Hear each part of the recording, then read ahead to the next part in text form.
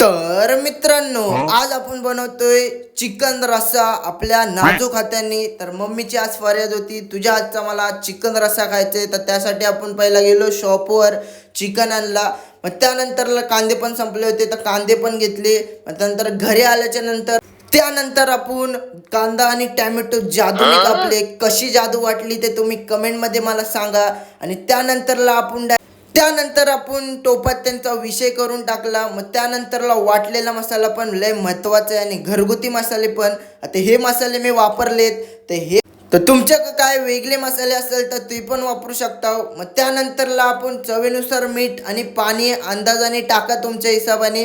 मग त्यानंतर आपल्याकडून मोठा कांड झाला, मिठाची बरणी डायरेक्ट पडली. मम्मी माझा सगळा विषय करून टाकू शकते, पण त्याआधी आपल्याला सोक्ष मोक्ष करायचे मिठाच्या बरणीचा.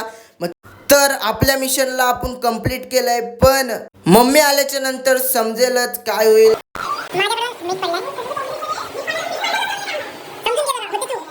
मम्मी जाम भडकली होती, पण तिने माझ्या हातचं चिकन खाल्ल्याच्या नंतर मला सोडून दिलं.